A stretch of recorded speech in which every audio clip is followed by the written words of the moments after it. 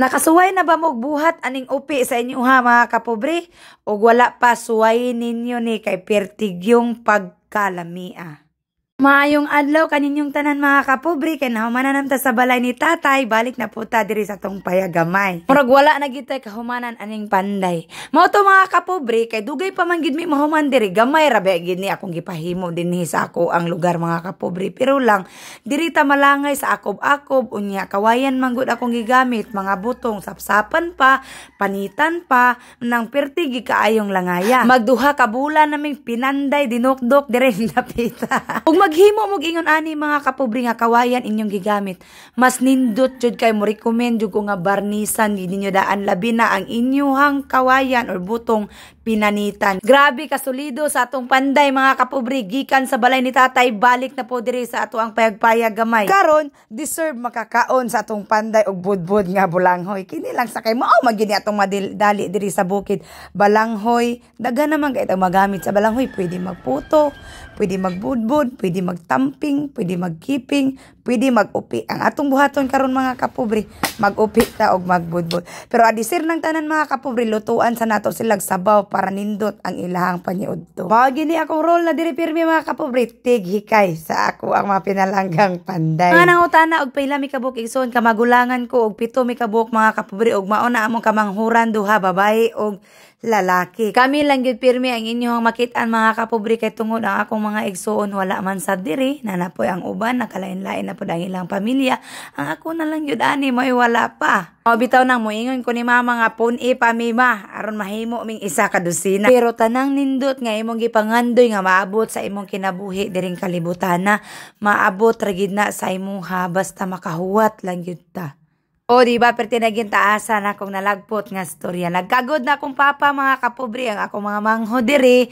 Nahinay-nay mabugunis-kunis aning dahon para tagko sa budbod. Pauban akong mama, ug akong mga buotan nga guwapang bisita. Diri mga kapobre, before ta mag-proceed ani atong budbod ug upi. Nakaila na ba mo upi? Mga kapobre, basig nakabuhat na mo ani sa una or basta kini akong gibuhat karon nga upi-upi mga kapobre. Sinunod pa na ako ni sa akong lula Sirle.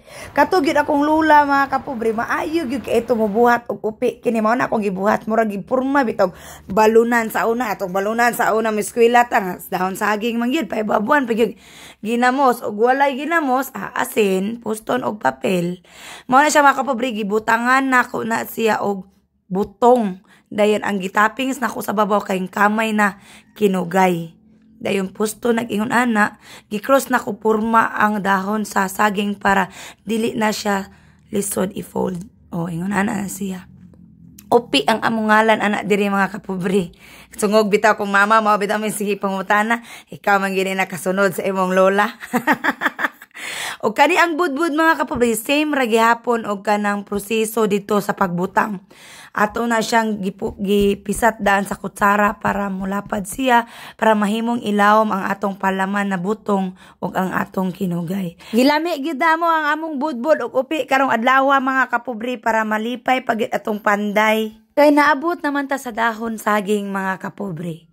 Dili gyud po nato malimtan nga mao gyud pod ni ang atong bawnanan nga moadto tag eskwelahan. Diri sa Proud Pobre ako lang ba ang nakasuway ani, pero sure jud ko nga daghan gyud kay ta diri kay kasagaran sa kong mga solid supporters diri ni agi og kalisod sa kinabuhi. Ug bisan ilahang kinabuhi nanay kagaan karon, wala gihapon nila kalimte ang ilahang kinabuhi nga kalisod sa unang panahon. Mao nang ako, bisag akong kinabuhi dili perpekto, pero mapasalamaton kaayo ko kay tungod na amo og kamong tanan nasayod og unsa ka struggle og kasakit akong mga naagian usa ko nakapadayon nga ni dinhi karon. Piyong man po sa ako. Di ka kita.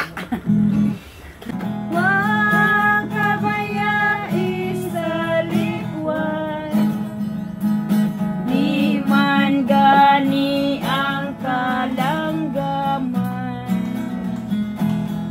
Bisan luyahon ka sa kasakit, saling lig-unon ka. Dapat ingon ana lang gyud ta pirmi mga kapobre.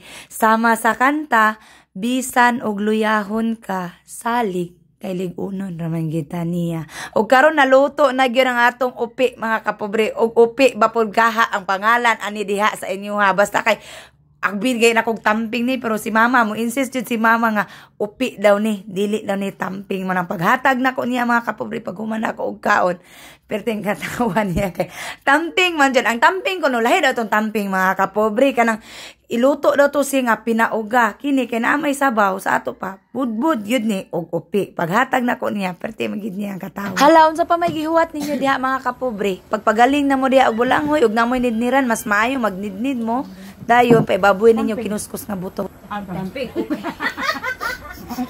Nara oh, isa din na. Nara de. Kabaw sa giling.